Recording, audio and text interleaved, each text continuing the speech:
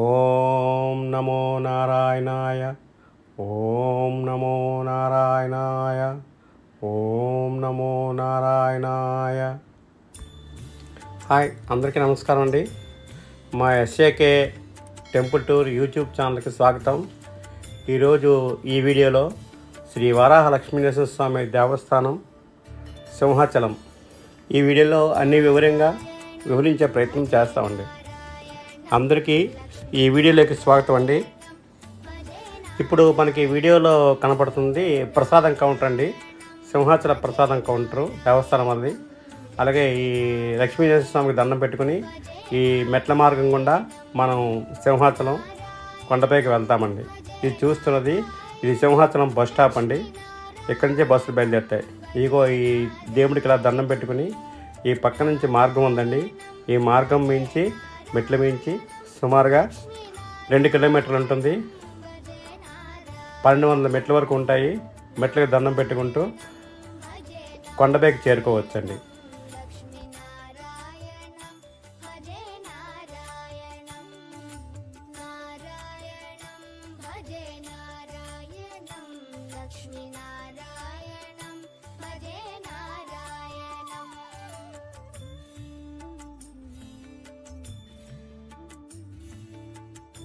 ఇగోండి ఈ మెట్ల మార్గం గుండా కొండపైకి చేరుకుంటారండి.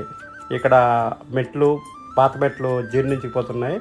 దాని ప్లేస్లో దేవస్థానం వాళ్ళు కొత్తగా పెద్ద మెట్లు కూడా కడుతున్నారు. మెట్ల మించి వెళ్ళే వాళ్ళకి సౌకర్యంగా ఉంటుందండి. ముందుగా ఇక్కడ కొబ్బరికాయ కొట్టుకుని ఈ మెట్ల మార్గం గుండా స్వామివారిని దర్శించుకోవచ్చండి. ఈ సింహాచల క్షేత్రం విశాఖపట్నం నగరానికి, ఆంధ్రప్రదేశ్లోని విశాఖపట్నం నగరానికి 16 కిలోమీటర్ల దూరంలో ఉందండి. సముద్ర మట్టానికి సుమారుగా 800 మీటర్ల ఎత్తులో ఉంటుంది.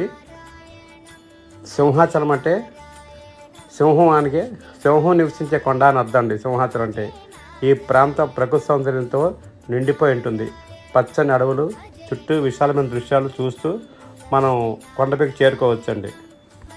మంచి సువాసన భరితంగా వనమూలికలు, అలాగే సంపెంగ పూల మొక్కలతోటి, పనస చెట్లతోటి, అనాస పనస చెట్లతోటి ఈ సింహాచలం అంతా నిండిపోయి ఉంటుందండి.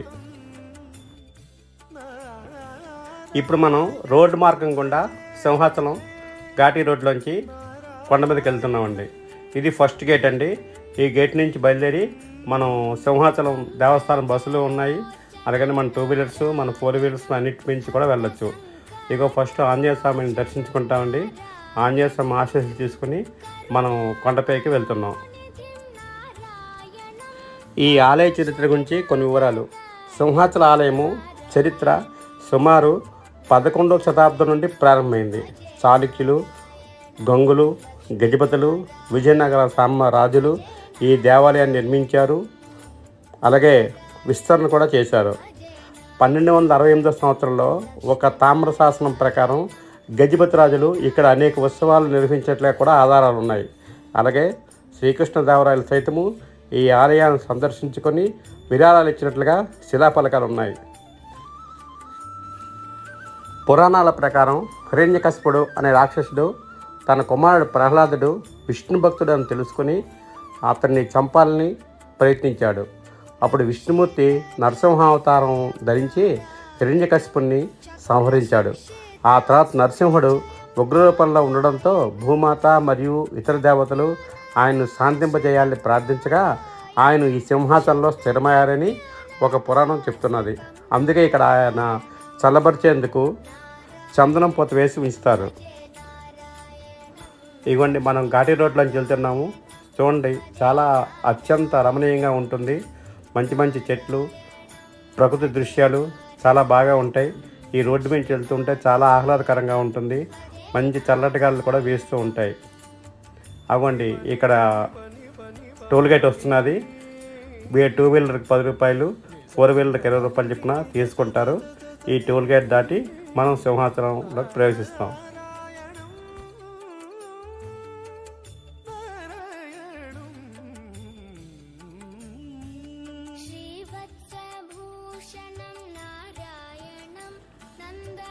ఈ దేవాలయం ద్రావిడ చాళుక్య శైలిలో నిర్మించబడింది. గర్భగృహము, అంతరాలయం, ముఖమండపం, రథమండపం అద్భుత శిల్పంతో అలంకరించబడ్డాయి. గోపురం పైభాగం బంగారం కిరీటం ఆకారంలో ఉంటుంది. శిల్పకళలో రామాయణం, మహాభారతం, పురాణ కథలు చెక్కబడ్డాయి. మనం ప్రస్తుతం సింహాచలంలో ప్రవేశించామండి.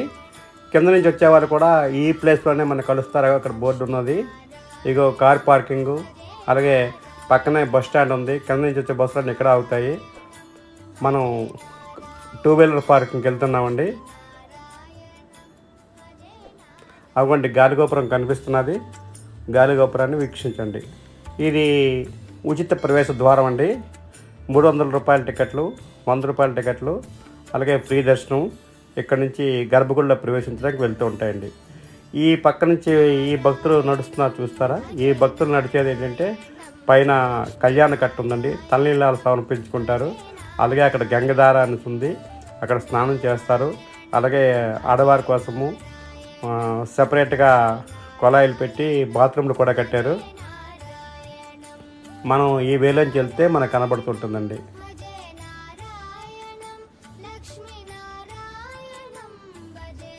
ఇదిగోండి స్వామివారి కళ్యాణ కట్ట, అలాగే టాయిలెట్స్, బాత్రూమ్కి మనం ఇలా వెళ్తూ ఉంటాం. ఇక్కడే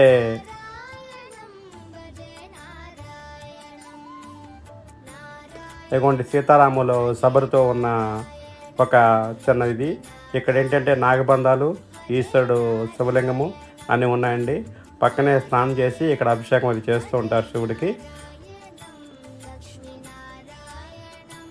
ఇవ్వండి వినాయకుడు, అలాగే శివలింగము, నాగబంధాలు అన్నీ కలిపి ఉన్నాయండి. ఇక్కడికి గంగధార నుంచి నీరు తెచ్చుకొని ఇక్కడ మనం అభిషేకం చేసుకోవచ్చండి. ఇదిగోండి కొండ మీద సీతారామ స్వామి వాళ్ళ ఆలయం. ఇదిగోండి ఇక్కడ బాత్రూమ్లు ఉన్నాయి, స్నానం చేసుకోవడానికి వీలుగా ఉంటుంది. అలాగే చిన్న చిన్న వస్తువులు కొనుక్కోవడానికి చిన్న మార్కెట్ కూడా ఈ కొండ మీద ఉన్నదండి.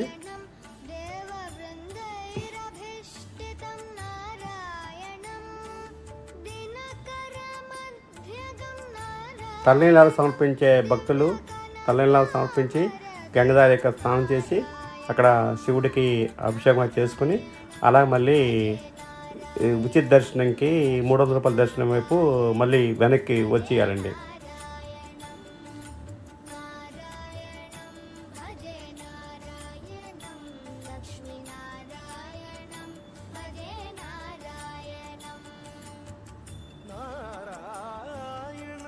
ఇది నక్షత్ర పార్క్ అండి.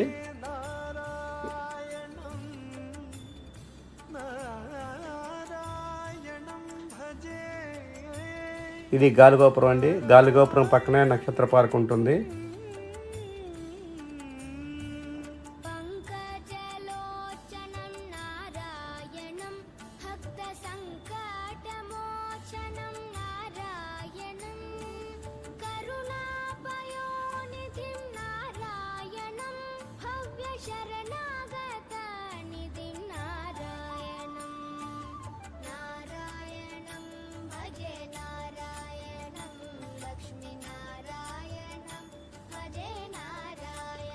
ఇది గుళ్ళో నుంచి దర్శనం అయిపోయాక బయటకు వచ్చే వాళ్ళ మార్గం అండి.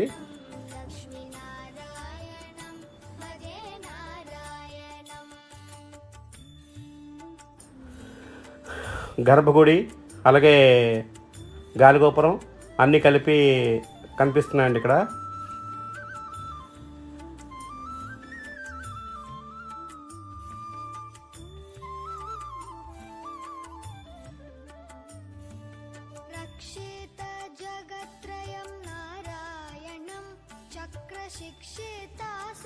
ఇదిగోండి మొత్తం ఇప్పుడు మనం అన్నప్రసాదంకి దర్శనం అయిపోయిందండి. అన్నప్రసాదాల క్యూ కాంప్లెక్స్లో ఉన్నాం. అన్నప్రసాదం క్యూ కాంప్లెక్స్ కూడా మీకు చూపిస్తామండి. ఇదిగోండి ఇక్కడ నుంచి భక్తులు వెళ్తారు అన్నప్రసాదాలకి. ఇక్కడ వెయిట్ చేసి లోపల మెయిన్ హాల్లోకి తర్వాత వెళ్తారు. అవ్వండి లోన కనిపిస్తున్న వాళ్ళు భోజనం చేస్తున్నారు. ఆ బ్యాచ్ అయిపోయాక మళ్ళీ ఈ బ్యాచ్ని పంపిస్తారు.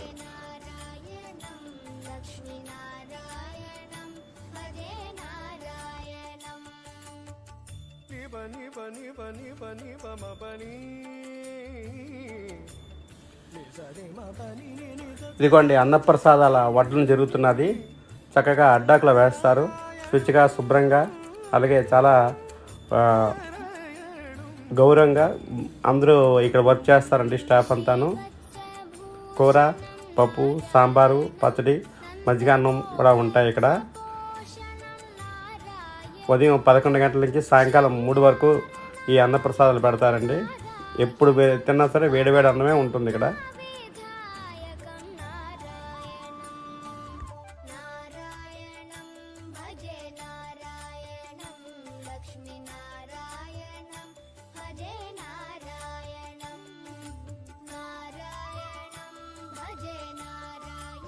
అన్నప్రసాదం తీసుకున్న తర్వాత బయటకు వచ్చేస్తున్నామండి. ఇక్కడ కౌంటర్ ఉంటుంది. వాళ్ళు మన దగ్గర అసలు ఈ అన్నప్రసాదం ఎలాగవుతున్నాయి ఏంటని ఇంట్లో తీసుకుంటారు. తీసుకున్నాక మనం బయటికి మళ్ళీ పార్కింగ్లోకి వచ్చేస్తున్నామండి. మళ్ళీ మనం గాలిగోపురం వైపు వస్తామండి. సింహాచలం కొండ మీదే ఉన్న మరొక చిన్న పుణ్యక్షేత్రం విరాట్ గాయత్రి పీఠం అండి. విశాఖపట్నం జిల్లాలో సింహాచల క్షేత్రంలోనే ఇది ఉంది. దీని పేరు విరాట్ గాయత్రి పీఠం. ఇది ఒక ఆధ్యాత్మిక సాధకులకు, గాయత్రి ఉపాసకులకు ప్రత్యేక పుణ్యక్షేత్రంగా ప్రసిద్ధి చెందుతున్నది. ఇక్కడ ముఖ్య దేవత మాయతా గాయత్రీదేవి సర్వవేదమాతగా, జ్ఞానప్రదానిగా ఇక్కడ ప్రధానంగా ఆరాధపడుతున్నది. అలాగే ఓ పక్క భగవాన్ దత్తాత్రేయ స్వామి, ఇంకో పక్క గురుదేవ విగ్రహాలు కూడా ఉంటాయి. ఈ మెట్ల మార్గం నుంచి వెళ్తే మనం గాయత్రి మాతను దర్శించుకోవచ్చండి. ఈ పీఠాన్ని పరమపూజ్య గురువులు గాయత్రి సాధనను ప్రజల్లో విస్తరించాల సంకల్పంతో సింహాచలంలో స్థాపించారు. ఆల్ వరల్డ్ గాయత్రి పరివార్ ఆశయాలకు అనుసరించి ఈ ఆధ్యాత్మిక కేంద్రం పనిచేస్తూ ఉంటుంది. ఇదిగోండి లోన గాయత్రి మాత, అలాగే గురూజీ గారి విగ్రహం, ఇటుపక్క ఇవ్వని దత్తాత్రేయ తాలూకు విగ్రహం ఉంటుందండి. దీని పేరు విరాట్ గాయత్రి పీఠం అండి. ఇది సింహాచల దేవస్థానంలో కలిపే ఉంటుంది.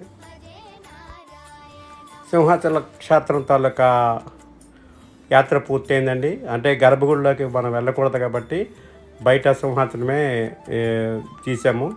ఇలాగ మనం కిందకి వెళ్ళే మార్గం అనేది కాంప్లెక్స్ దాటి సింహాచలం కొండ మీద బస్ స్టాండ్ దాటి మనం బయటకు వస్తున్నామండి. ఈ సింహాచల క్షేత్రంలో అతి ముఖ్యమైన ఉత్సవాలు చందనోత్సవం అండి, అలాగే నరసింహ జయంతి, స్వామివారి కళ్యాణోత్సవం, రథోత్సవం, బ్రహ్మోత్సవాలు జరుగుతూ ఉంటాయండి. ఇంకొక ముఖ్యమైన ఉత్సవం గురించి ఉందండి. అది ప్రతి ఏటా ఆషాఢ పౌర్ణమికి ముందు వచ్చే చతుర్దశి రోజున జరుగుతుంది. భక్తులు కొండ దిగువ ఉన్న విగ్రహం వద్ద కొబ్బరికాయ కొట్టి సింహగిరి చుట్టూ సుమారు 32 కిలోమీటర్లు నడిచి అడవరం, హనుమంతవాక, మానధార, గోపాలపట్నం గుండా వెళ్ళి కొండపైకి చేరుకుంటారు. ఇది ప్రతి సంవత్సరం ఆషాఢ పౌర్ణమికి ముందు వచ్చే చతుర్దశి రోజున జరుగుతుందండి. దీన్ని గిరి ప్రదక్షిణ అని అంటారు. ఈ గిరి ప్రదక్షిణ కూడా అత్యంత అద్భుతంగా జరుగుతుందండి. మనం కొండదేవికి వచ్చామండి. సింహాచల యాత్ర పూర్తయిందండి. ఈ వీడియో మీకు నచ్చితే లైక్ చేయండి, షేర్ చేయండి, అలాగే సబ్స్క్రైబ్ చేసుకోండి. అందరికీ థ్యాంక్స్ అండి.